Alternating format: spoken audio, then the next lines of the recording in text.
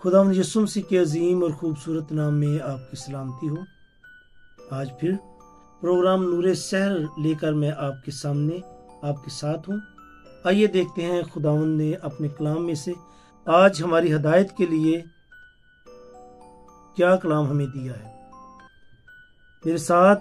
देखें इमसाल की किताब उसका 11 बाब और उसकी 15 आयत।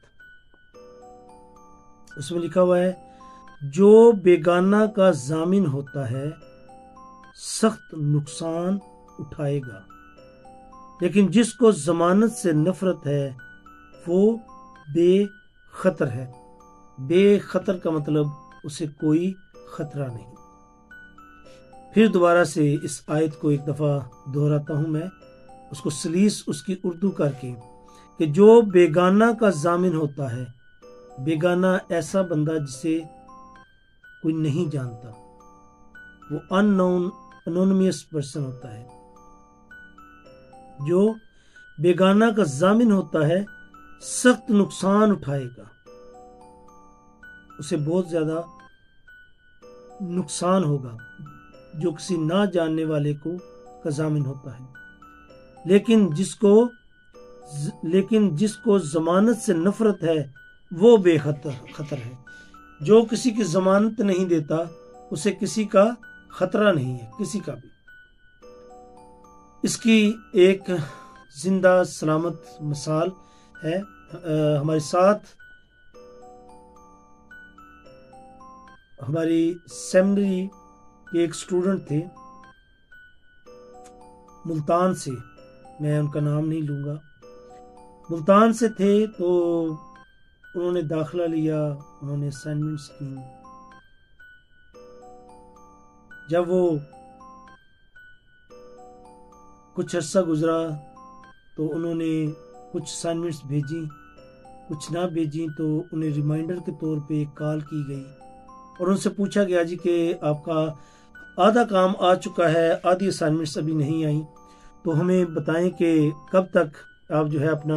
अपना बाकी मादा काम जो है वो हमें भेजेंगे। तो उन्होंने उस वक्त फिर एक बड़ी दर्द भरी एक कहानी सुनाई जो बिल्कुल सच्ची है। वो मैं चाहता हूं कि आपके सामने मैं पेश करूं ताकि आपको पता चले कि खुदा का कलाम सच्चा है और जो बातें खुदा के कलाम में हैं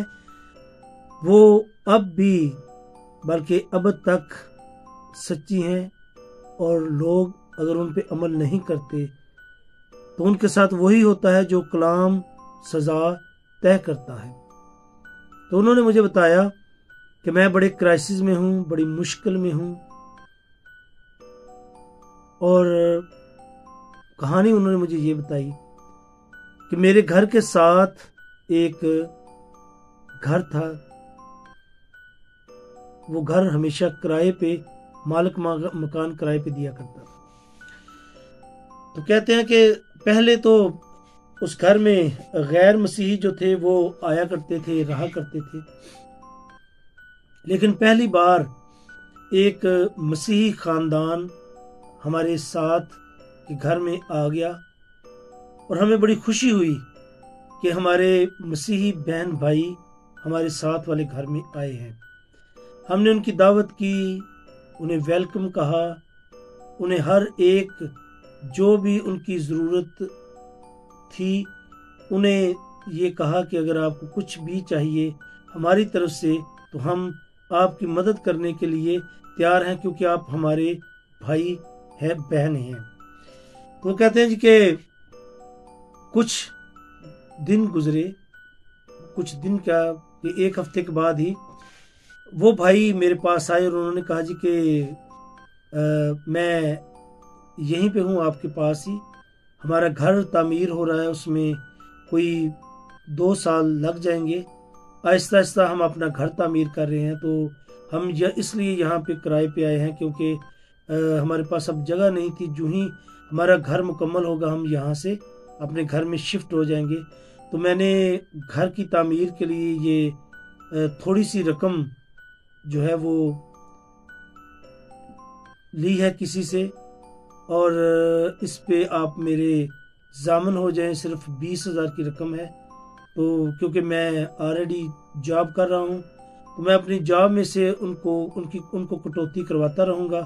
آپ نے صرف یہاں پہ سگنیچر کرنے ہیں کہ میں ان کا ضامن ہوں۔ انہوں نے کہا جی کہ چلیں، آپ میرے بھائی ہیں، آپ خدا کے لوگ ہیں، مجھے تو بڑی خوشی تھی کہ آپ ہمارے ساتھ، ہمارے گھر کے ساتھ آ کر رہنے لگے ہیں۔ تو انہوں نے نہ کچھ آؤ دیکھا نہ تاؤ دیکھا، بس انہوں نے اس کے اوپر سگنیچر کر کے دے دیے۔ ایک ان کے فوٹو کاپی شناختی کارڈ کی وہ بھی انہوں نے لے لی۔ تو وہ جو ہمارے نارتھ ویسٹرن سیمنری کے اسٹوڈنٹ ہیں، انہوں نے یہ بتایا کہ کچھ عرصہ گزرا تو انہوں نے کہا جی کہ وہ دے رہے تھے، قسط شاید دے رہے تھے یا نہیں دے رہے تھے، کچھ عرصہ گزرا، کوئی 2 ماہ گزرے تو انہوں نے کہا جی کہ ہمارا کچھ مکان تعمیر ہو گیا ہے، تو اب ہم جو ہے نا وہاں پہ اس کے ساتھ ہی گھر کو وہاں پہ ہم لینے لگے ہیں مکان کرائے پہ، اور اب ہم یہاں سے جا رہے ہیں۔ تو وہ کہتے ہیں جی ہمیں پتہ نہیں لگا، میرے ذہن میں بھی نہیں تھا وہ ضمانت والا کہ میں نے ان کی ضمانت دی ہے، اور وہ وہاں سے سامان لے کے چلے گئے، ہنسی خوشی وہ چلے گئے۔ کہتے ہیں میں نے نہ ان کا پوچھا کہ کہاں آپ کا مکان ہے، نہ اب کہاں پہ کرائے پہ جا رہے ہیں، نہ یہ پوچھا، اور وہ ہمیں ملے بڑی ہنسی خوشی، اور پھر اس کے بعد وہ چلے گئے۔ کہتے ہیں جی کہ کوئی 1 ماہ گزرا تو مجھے ایک فون کال آئے، وہ جو یہ جو لون اپلیکیشنز پاکستان میں چل رہی تھی بر وقت اور اس طرح کی، تو ان میں سے کوئی ایک لون اپلیکیشن والے تھے، انہوں نے کہا جی کہ فلاں نام کے بندے نے ہم سے 20,000 کا لون لیا تھا، اس نے 3 ماہ سے صرف تھوڑے سے پیسے جمع کروائے ہیں، اور ہمارا لا یہ ہے، رول یہ ہے کہ ہم جو پیسے نہیں جمع کرواتا ہم اس کے اوپر اس کو جرمانے کے طور پہ اس کی انسٹالمنٹ جو ہے وہ اس کو بڑھاتے رہتے ہیں، لہٰذا وہ 20,000 کے اب 45,000 ہو گئے ہیں، اور اس بندے نے جو نمبر ہمیں دیا تھا وہ نمبر بند تھا اور بند ہو چکا ہے موبائل کا، لہٰذا یہ آپ کا شناختی کارڈ ساتھ لگا تھا بطور ضمانت، بطور ضامن، اور آپ کا موبائل نمبر تھا، لہٰذا اب یہ پیسے آپ دیں گے۔ اچھا، وہ ساری بات فون پہ ہوتی تھی۔ اس نے کہا جی میں نے پیسے کیوں دینے ہیں، میں تو بس وہ لکھ کے دے دیا تھا۔ انہوں نے کہا جی آپ ضامن ہوئے تھے کہ اگر یہ پیسے نہیں دے گا تو وہ پیسے میں دوں گا۔ اچھا، اس نے 1 روپیہ بھی نہ دیا، وہ ہفتے اسی طرح سے باتوں میں گزرتے گئے۔ دوسری طرف جو انہوں نے خود ساختہ ایک قانون بنایا ہوا تھا، اس حساب سے وہ اس کے اوپر پرافٹ لگاتے رہے، اس کو جرمانہ جو تھا وہ کرتے رہے، کرتے کرتے وہ کوئی 60-65 ہزار ہو گیا۔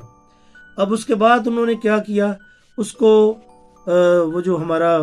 سیمنری اسٹوڈنٹ تھا جس نے اس کی ضمانت دی تھی، انہوں نے اس کو دھمکیاں لگانا شروع کی کہ ہم نے ان کے پاس کوئی ایسا کوئی سسٹم تھا، ایسی ڈیوائس تھی، ایسا کوئی کوڈ تھا کہ اس کے موبائل میں جتنے اس کے کانٹیکٹ تھے انہوں نے وہ سارے کانٹیکٹ وہ حاصل کر لیے۔ اب وہ جانتے ہیں کہ کیسے انہوں نے وہ کون سی اپلیکیشن لگائی تھی نیٹ کی، انہوں نے کیا کام کیا کہ اس کے جتنے کانٹیکٹ تھے وہ سارے کے سارے ان کے پاس چلے گئے۔ اب انہوں نے شروع کیا کام کیا، انہوں نے اس کے دوستوں کو فون کرنا شروع کیا کہ انہوں نے،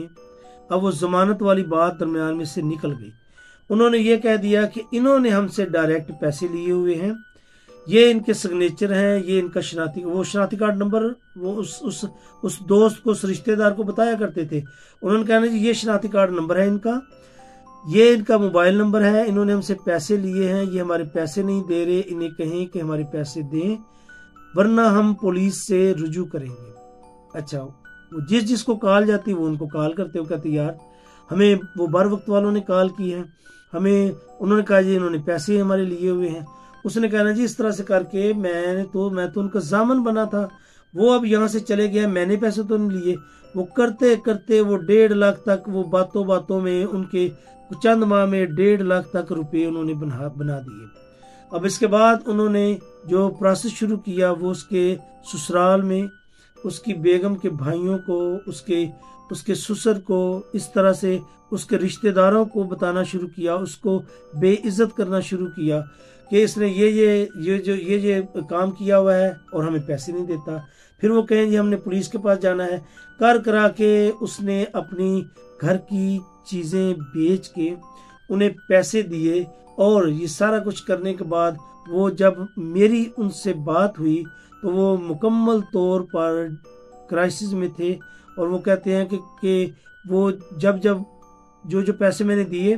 ان کا کوئی ٹائم تھا کہ 12 ماہ ہو جائیں گے تو پھر اتنا پروفٹ وہ لینا شروع کریں گے۔ وہ کہتے ہیں جی کرتے کراتے تقریباً 2.5 لاکھ روپیہ میں نے ان کو دیا، 2.5 لاکھ روپیہ وہ چیزیں بیچ بوچ کے، کوئی زیور، کوئی موٹر بائک، کوئی اس طرح کی چیزیں بیچ بوچ کے انہوں نے 2.5 لاکھ ان کو دیا۔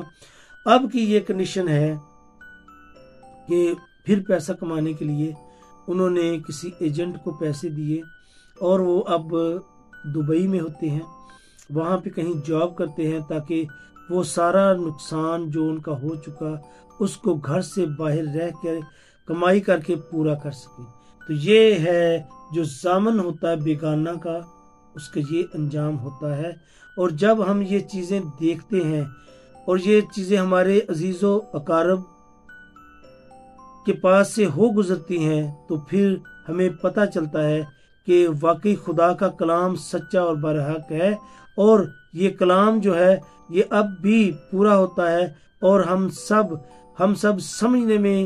دیر کرتے ہیں، لیکن جو بھی خدا کا کلام کہتا ہے وہ ویسا ہی ہوتا ہے۔ تو ہمیں کبھی کسی بیگانہ کا ضامن نہیں ہونا چاہیے۔ ایسا نہ ہو کہ خدا جو ہے وہ ہمیں اس کی سزا دے۔ ہمیں سیدھے ایک صحیح سچے مسیحی کی طرح اپنی زندگی گزارنی چاہیے۔ خداوند آپ سب کو اور مجھے اس کلام کے وسیلہ سے برکت دے، اور شریر اور ضامن اور بیگانہ لوگوں کی ضمانت سے ہمیں بچا کر رکھے۔ آمین۔